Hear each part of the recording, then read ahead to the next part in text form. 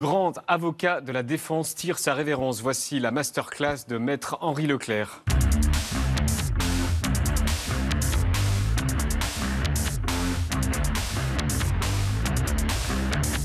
Bonsoir. Bonsoir. Bienvenue. Est-ce que vous voulez un peu de gel? Oui. Hop, voilà. Bienvenue. Je vous en prie, asseyez-vous. Bonsoir maître Henri Leclerc, bienvenue Bonsoir. sur le plateau de Quotidien. Vous êtes un monument de la justice. Oui, vous êtes un monument de la justice française, un illustre avocat et le président d'honneur de la Ligue des droits de l'homme. Voici une partie de l'équipe, bienvenue à vous. Voici quelques-unes des affaires les plus importantes que vous ayez traitées. Il y a 5 ans aujourd'hui, l'Amoco Cadiz, pétrolier géant, s'échouait sur les côtes de Bretagne. Le procès est toujours en cours. Il n'y avait pas de preuves tangibles pour établir la culpabilité des anesthésistes de Poitiers. J'étais tellement convaincu de l'innocence de cet homme et j'avais tellement peur. Début donc ce matin du procès d'un crime abominable, celui perpétré contre la petite Céline il y a 4 ans. Moi, je suis l'avocat de Richard Roman, je le crois innocent. Les faits d'hier ont valu à François Besse, lorsqu'il était en cavale, pléthore de condamnations, dont une condamnation à mort pour un hold-up. On va juger des faits d'hier, mais on juge un homme d'aujourd'hui. L'énigme de l'affaire Courgeot, qu'on avait appelée à l'époque l'affaire des bébés congelés. C'est une affaire difficile à comprendre, difficile à juger. C'est le procès le plus explosif de l'année. Je suis ici par l'acharnement d'un homme. L'horizon judiciaire de Dominique Strauss-Kahn qui est peut-être en train de s'éclaircir. Ce tapage immense autour de cette affaire est quelque chose qui devrait donner à tous à réfléchir. On va défiler toute notre vie, là, parce que ce sont les plus grandes affaires que C'est un certain nombre des grandes affaires que j'ai plaidées. qu'on a connues. Le 31 décembre dernier, vous avez fait vos adieux au barreau, vous avez 86 ans et vous avez exercé pendant 65 ans. Quel sentiment vous avez eu lors de cette dernière plaidoirie qui était le 16 décembre? J'ai eu une certaine chance parce que la dernière plaidoirie que je faisais devant la première chambre du tribunal de Paris, c'était une plaidoirie pour défendre la défense, pour défendre les avocats. Et pour dire que... C'est un résumé de votre vie, en fait. Absolument, c'est-à-dire que c'est toute l'histoire des fadettes, et c'est un résumé de ma vie. C'est-à-dire que je considère que le secret professionnel des avocats doit être protégé pour que les gens puissent avoir confiance. Et donc là, le secret professionnel des avocats avait été curieusement malmené par le système des fadettes, je n'entre pas dans le détail, et donc je plaidais effectivement pour dire qu'il s'agissait d'une faute de l'État. Votre définition du métier d'avocat, est-ce que c'est toujours la même? Oui. Oui, je dirais que... Est-ce que je peux la rappeler? Oui. Vous avez dit, c'est le dernier qui reste lorsqu'un accusé est totalement seul. Ah ben, c'est tout à fait ça. C'est la définition, en tout cas, de l'avocat pénaliste. Et l'avocat reste là, il est présent. Et d'ailleurs, la première affaire d'assises à laquelle j'ai assisté, avant même d'être avocat, il y avait un type dans le box, tout l'accablé, j'étais au fond de la salle, c'était la première fois que j'entrais dans cette salle de la cour d'assises, tout l'accablé, il y avait... Vous aviez quel âge? Comment? Vous aviez quel âge? J'étais étudiant, j'avais 19-20 ans. Et il y avait l'avocat général qui faisait une grande charge lyrique, avait fait de manches rouges, etc. Et le type, on ne le voyait plus, on ne voyait plus que ses mains sur la barre. Et quand ça a été fini, il y a un avocat qui s'est levé, qui a posé sa main sur ses mains et qui a dit « Et s'il n'en reste qu'un, je serai celui-là ». L'avocat, c'est celui qui reste quand tout le monde est parti. Vous dites qu'il faut incarner l'accusé. Il faut surtout le rendre, en faire un être humain. Rappeler avant tout que c'est un être humain. C'est un être humain qu'on juge, et sans mentir, sans changer, sans transformer, mais dans ceux qui ont fait les pires choses, qu'est-ce que vous voulez? Mais vous ne croyez pas aux monstres? Pardon? Vous ne croyez pas aux monstres? Je ne crois pas aux monstres. Je ne crois pas aux monstres parce qu'il y a toujours quelque chose qui n'est pas monstrueux dans une personnalité, qui a commis des actes monstrueux. Mais à bien faire, on s'aperçoit quand on est devant ceux qui vont le juger qu'on a des choses à dire. Alors, est-ce que c'est l'aimer? Moi, j'ai toujours dit, l'avocat, c'est celui qui représente la fraternité, en quelque sorte. C'est-à-dire qu'il y a la liberté, l'égalité et la fraternité. Le juge, il s'occupe de la Malgré liberté. ce qu'il a fait. Malgré ce qu'il a fait. Il est évident que nous jugeons. C'est le premier article de la Déclaration universelle des droits de l'homme. Les êtres humains doivent agir dans un esprit de fraternité. Là, celui qui a fait le pire, vous avez un frère qui peut faire une saloperie, qui peut faire un acte épouvantable. Il n'empêche qu'il a droit, quand même, d'avoir au moins un autre homme à ses côtés. Et cet autre homme, c'est l'avocat. Et attention, il y a des cas où il est accusé pour des choses qu'il n'a pas faites. Et il y a des cas où on croit que c'est un monstre et on s'aperçoit que ce n'était pas du tout un monstre. Est-ce que vous avez toujours de l'empathie pour vos clients, pour les accusés qui parfois ont commis des choses horribles? Si je n'ai pas d'empathie pour eux, ça m'est très difficile de plaider pour eux. Et ça peut arriver que vous n'ayez pas d'empathie pour des clients qui viennent vous voir? Ça peut arriver quelques fois, mais la plupart du temps, quand ça m'arrivait, j'ai quitté la défense. Mais c'est très rare, très très rare. Car chaque fois, petit à petit, quand vous parlez, moi j'aimais beaucoup parler à ceux que je défendais, quand vous parlez avec un homme et que vous voyez ce qu'il a à vous dire, ben vous savez, vous apercevez que les choses ne sont pas pareilles. Tenez, la dernière dont on parlait, c'est Véronique Courgeot, qui avait tué ses 3 bébés. C'est horrible. Eh bien, je vous assure que quand on était à la voir à la prison, quand moi ou mon associé Nathalie Sénic, nous la voyions, nous entretenions avec elle, nous avions envie de la défendre face à cette marée terrible qu'il y avait contre elle à ce moment-là. La masterclass continue. Quand on revient quotidien, continue à tout de suite.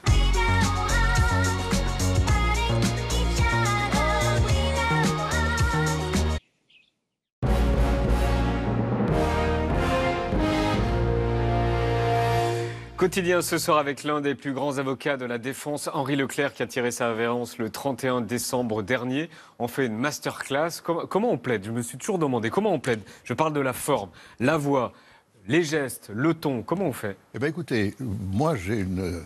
D'abord, chacun fait comme il est. Alors vous?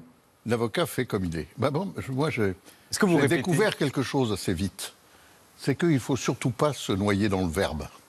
C'est qu'on parle à des gens. Et pour moi, la plaidoirie, c'est d'abord une conversation. On est en face de juges qu'on veut convaincre. Ça ne sert à rien de faire des grandes phrases.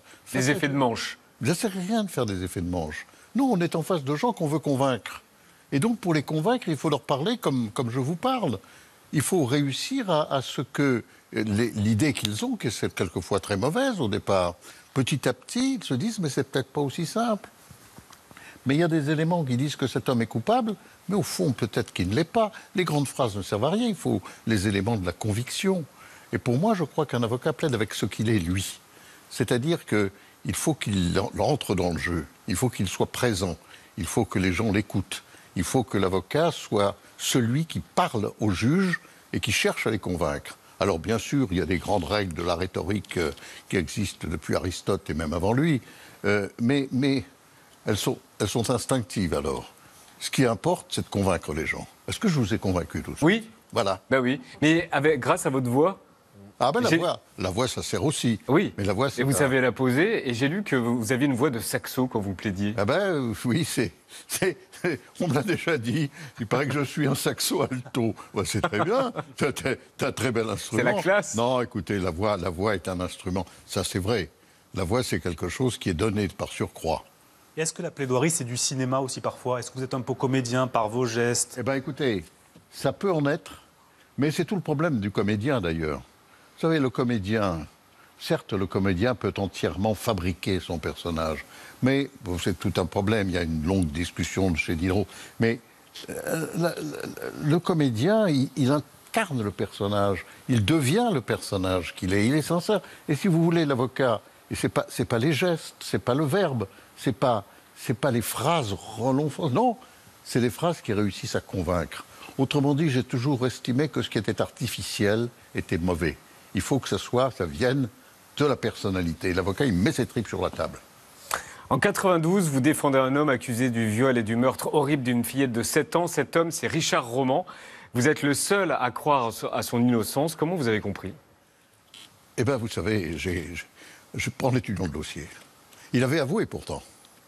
Et petit à petit, en regardant le dossier, en étudiant, je me suis aperçu que tout était faux dans les preuves qu'on avait retenues contre lui.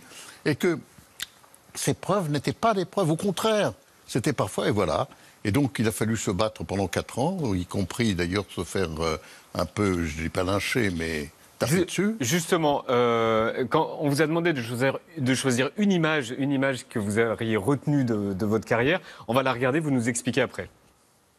Gentil et Roman ne viendront pas devant le juge. Gendarmes et mannequins pour reconstituer les faits. Une provocation, selon la famille. Dans le café de Gilbert Jourdan, l'incident. Et là, tout s'accélère. Qui a porté le coup? Toujours est-il que la famille de Céline veut la venger et humilier les avocats de l'Indien et du tatoué. Maître Leclerc, qui défend Richard Roman, est blessé. Ses vêtements sont arrachés. Oui, embarquez-le, là, tout de suite. Voilà. Vous saignez ici, là. Ben écoutez, c'est difficile d'être en face des gens qui sont tellement convaincus. Alors, ils sont convaincus d'une chose horrible. Cette petite fille, c'est la leur, c'est la petite fille du village de 7 ans. Ils la connaissent tous. Vous savez, il y a des images de cette petite fille avec une dent qui lui manque. Mais c'est affreux. C'est une petite fille de 7 ans violée, massacrée. Donc, Mais en même temps... Pour eux, vous êtes l'avocat du monstre. Pour eux, vous êtes l'avocat du monstre. Je suis l'avocat du monstre. Et cet homme est innocent. Et moi, j'en ai la conviction. Et il va falloir des années, donc la foule ne supporte pas que je le défende. Et il va falloir des années après pour redresser la barre. D'ailleurs, je ne réussirai pas à convaincre les proches. Et pourtant, si quelqu'un est innocent, c'est bien celui-là, on l'a démontré. D'ailleurs, il a été acquitté. Et même l'avocat général a requis à la fin son acquittement, tellement les preuves s'étaient effondrées. Il n'y avait rien contre cet homme. Vous avez eu peur? Ce jour-là, je n'ai pas eu le temps. Vous savez, j'ai reçu... D'abord, les images sont plus spectaculaires que la réalité. La vérité, j'ai reçu, ils m'ont envoyé d'abord une tarte à la crème. Bon, ça c'est pas très méchant, mais cette tarte, ils l'ont envoyée avec l'assiette. Et ils l'ont envoyée de façon assez forte, puisque mon oreille... C'est ça qui vous blesse? Mon oreille, j'ai été blessé à l'oreille. Or, je ne savais pas, mais le lobe de l'oreille, ça saigne énormément. Et donc, je me suis trouvé recouvert de sang, et en plus de ça, j'ai reçu un certain nombre de pots de moutarde, de choses qui me blessaient. Bon, des coups, on a fait le coup de poing, bon, j'ai réussi à partir, les gendarmes m'ont sauvé. Quand ils sont rentrés dans la pièce de force, d'ailleurs, ils ont cru que j'étais un manifestant. Ils ont vu ce type dépenaillé, et ils m'ont sauté dessus. J'ai dit, mais non, mais attendez, je ne suis pas un agresseur. Alors, ils m'ont emporté de force. On les voit m'emmener. Bon. Alors, pourquoi je vous dis que c'est une image forte? Parce que c'est une image paroxystique. Mais vous savez combien de fois j'ai plaidé des affaires avec la haine de la foule? Combien de fois? Vous savez, quand on plaide pour Véronique Courgeot, vous savez comment la foule est, comment sont les gens, comment c'est difficile de les convaincre que cette femme... Il y a tout un tas de problèmes sur lesquels je n'entrerai pas, mais c'est difficile. Et donc, cette haine, elle s'est manifestée ce jour-là. Et moi, je crois qu'il faut plaider malgré la haine. Et justement, c'est un métier où il faut aller jusque-là, mais en général, l'affrontement est un affrontement verbal. Les cris de haine, c'est terrible. Je me souviens d'un dossier, pas particulièrement d'un dossier à Charleville-Mézières, où les gens avaient abandonné leurs enfants, etc. Et les hurlements de la foule, n'est-ce pas, quand j'ai plaidé, ils ont été relaxés. Je ne rentre pas dans le détail. Mais les hurlements de la foule, les cris, c'est terrible. Je me rappelle que dans cette affaire... Vous les comprenez? Le procureur de la République m'a fait emmener dans un panier. Vous les comprenez, ces cris? Mais bien sûr, je les comprends. Je comprends que ces gens... la souffrance, elle se transforme en haine parce qu'il y a besoin d'un objectif à la souffrance, d'une raison de la souffrance. Et la haine contre celui qui est accusé de l'avoir fait, on ne peut pas penser qu'il est innocent. Et souvent même, on le fait acquitter, mais les gens continuent à être convaincus qu'il est coupable. Et ça, c'est terrible parce que pour celui qui est accusé d'un crime qu'il n'a pas commis, vous imaginez? C'est bien qu'il y ait quelqu'un à côté de lui. Ouais. Une des grandes affaires de votre vie, c'est celle du docteur Diallo, un médecin de Poitiers injustement accusé d'avoir saboté les tuyaux d'anesthésie d'une de ses patientes et d'avoir provoqué sa mort. Et là, devant les jurés et la cour, vous débarquez avec ça, vous débarquez avec un bocal, le parfait. Absolument. Pourquoi? Avec ça. Vous le tendez comme ça? Ah oui, absolument. Alors, j'ai pas eu de chance parce que... Enfin, j'ai eu de la chance, c'est pas de la chance. Il y avait dans les expertises, il y avait 9 experts qui étaient d'accord pour dire qu'il était coupable. Heureusement, de mon côté, j'avais fait une enquête et j'avais 17 experts qui disaient qu'il ne l'était pas. Et que les expertises étaient fausses. Et en particulier une expertise d'un flacon comme ça où on avait mis le sang de la victime. Et il y avait tout un problème qui faisait qu'il devait y avoir un rapport entre la partie d'air qui reste, de gaz, qui reste au-dessus du liquide. Et c'était très important. Il disait, ce liquide, c'est du protoxyde d'azote, c'est évident, etc. Or, il s'était trompé. Pourquoi? Parce que je ne sais pas si c'est de la même époque, mais vous avez un moment où vous avez marqué 1 litre, quelque part en haut. Oui, là. 1 litre, bon. Et les experts avaient considéré que c'était le volume du flacon. Mais en réalité, 1 litre, c'est un volume avec une prudence, parce que c'est un bocal qu'on fait bouillir. Et donc, le litre, c'est jusqu'à ce niveau, et au-dessus, c'est du gaz. Et ça, ils ne l'avaient pas vu. Et puis, les 2 experts qui se sont rendus compte de leur bêtise ne sont pas venus à l'audience, ils se sont fait porter malades. Et on gagne un procès avec ça? C'est un des éléments. Je pense que le chef de service hospitalier de l'anesthésie et de la réanimation, Pierre Viars, qui était témoin, a peut-être eu plus d'importance que ça. À 86 ans, comment vous voyez la société dans laquelle on vit? C'est une société qui juge beaucoup, qui juge vite, qui fait moins attention à la présomption d'innocence, qui utilise les réseaux sociaux comme un tribunal. Ben, je crois que c'est une société qui, c'est vrai, qui souffre beaucoup de... Autrefois, il y avait la rumeur. Il y avait des articles dans les journaux. Mais aujourd'hui, avec les réseaux sociaux, c'est plus que la rumeur. C'est une certitude de la culpabilité. Combien de fois dans les affaires où quelqu'un est accusé et nie les faits, on voit des choses horribles. Et puis alors, vous avez des détails sur les réseaux sociaux, vous avez des fake news qui concernent le prévenu. Bon. Et donc, vous avez toute une façon d'informer qui a peut-être changé. Il y avait, lorsque on se fondait essentiellement sur des organes de presse, qu'il s'agisse des organes de presse écrites ou de la télévision d'ailleurs. La télévision, elle est plus rapide, elle est directement dans les foyers. Mais en même temps, vous aviez ces intermédiaires que sont les journalistes, qui ne disaient pas n'importe quoi. Ils pouvaient le faire. Hein. Bon. D'ailleurs, quand ils disaient n'importe quoi, on a des moyens de les poursuivre. Bon. Mais lorsque vous avez des fake news qui passent sur des réseaux sociaux où l'anonymat ou permet de dire n'importe quoi sans être exposé à la moindre sanction. Bon, nous avons un problème qui est un problème terrible, qui est posé actuellement mondialement. La fermeture des réseaux sociaux de Donald Trump s'explique par les horreurs qu'il y disait. Mais en même temps, elle pose un problème. Parce que si les responsables de ces réseaux sociaux ont le pouvoir de censurer eux-mêmes, là, ils censurent quelqu'un qui a dit des horreurs, mais pourront censurer aussi quelqu'un qui dit la vérité. Donc il y a un véritable problème du droit des réseaux sociaux.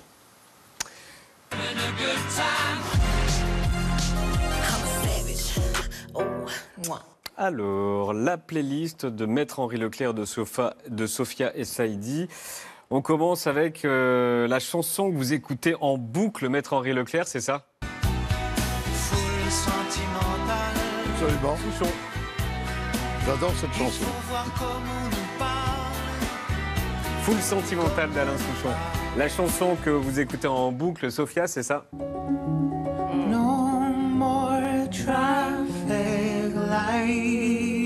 C'est tellement beau.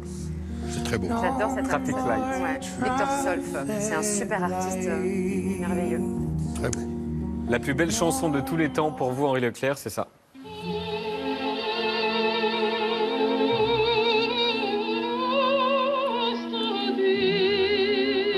Maria Callas.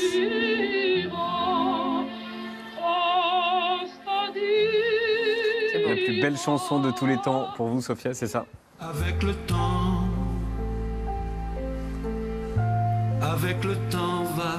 tout s'en va. On oublie le visage et l'on oublie la voix, le cœur. La chanson pour danser ivre-mort, Maître Henri Leclerc, j'ai marqué sur ma fiche. Pour celle-ci, Henri Leclerc nous réserve une surprise. Ben écoutez, d'abord, quand je suis ivre-mort, je ne chante plus.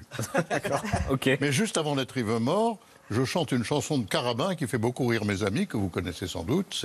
C'est l'histoire du vétérinaire, vous savez. J'avais un frère vétérinaire qui soufflait dans le derrière des chevaux avec un petit tube en verre pour les rendre plus gros, les chevaux. Un jour, un cheval récalcitrant souffla le premier dans le tube de verre. Mon pauvre frère, en aspirant, il en est mort, mon pauvre frère. Bon, voilà, et je suis pas ivre-mort, hein. Je connaissais que le début. Bon, c'était ma surprise du jour. Super. La chanson pour danser ivre-mort Sophia, c'est ça? Kid Smile. Ah bah tout, de toute façon, tout de Kid Smile. Ah, tout, c'est sûr. Et enfin, la chanson pour une nuit d'amour, Henri Leclerc, c'est ça? Rappelle-toi, Barbara, il pleuvait sans cesse sur Brest ce jour-là, et tu marchais souriante, épanouie, ravie, ruisselante chante Barbara. sous la pluie. Et sur ma fiche, pour Sophia et Saïdi, je n'écoute toujours pas de musique pendant une nuit d'amour, emoji rigolo. Je n'ai pas changé depuis l'année dernière. Non. Exactement. C'était la playlist de nos invités. Henri Leclerc d'être venu sur le plateau de Quotidien. La discussion était passionnante et vous avez publié vos mémoires il y a quelques années. Ça s'appelle La parole et l'action. Elles ressortent aux éditions Pluriel. Merci, à bientôt.